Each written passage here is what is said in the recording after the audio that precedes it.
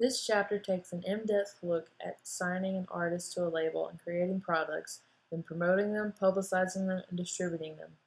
In this lecture, I will discuss traditional retail methods, promotion, the music industry's trade magazines, and the professional organizations that represent music labels. Labels make money from the sale of recordings they place into retail, and while labels determine the suggested retail list price, the cost of creating, promoting, and marketing recordings seldom determines the selling price of an album because consumer demand and profit levels are more important.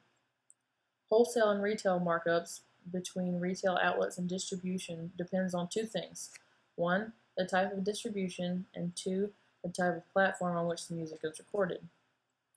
Retailers often ignore the suggested retail list price in favor of their own marketing strategies, but the SRLP is used to determine the wholesale price. Retail outlets use the range between wholesale and retail to generate profits. Traditional retail outlets have suffered financially as consumers have more choices for their entertainment dollars. Also, consumers know that they can buy the same album even cheaper at another store or online, and that's even if they plan on paying for it at all.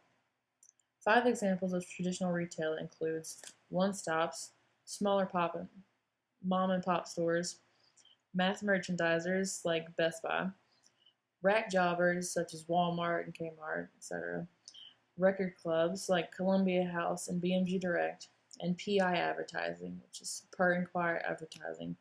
That's usually the late-night attempts to sell overstocked albums through television ads.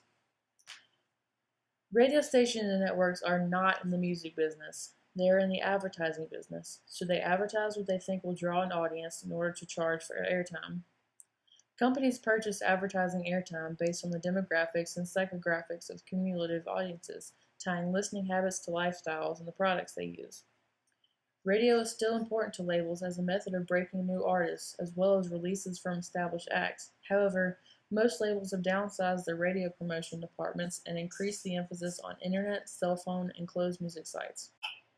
Labels still have national radio promotion positions that control local and territorial promotion, whose job it is to advertise an act and recording in order to drive radio airplay and increase sales. But most stations are now owned by one of the 3 conglomerates that control and program stations from a national broadcast location. These include Clear Channel Radio, Cox Radio, and NPR. Labels use industry trade magazines to alert key industry professionals about their acts, recordings, label news, and releases.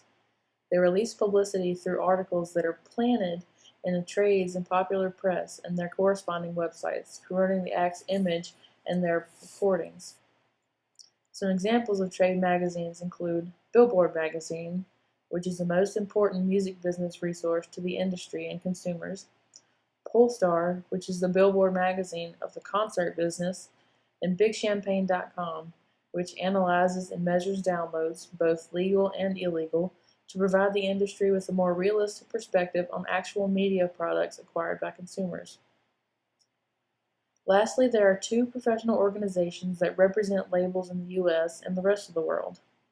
Number 1 is the Recording Industry Association of America, or RIAA, which represents music companies and labels in the United States. It is called the trade organization that supports and promotes the creative and financial vitality of the major music companies. And secondly, there's the International Federation of the Phonographic Industry, or the IFPI, which represents the recording industry around the globe.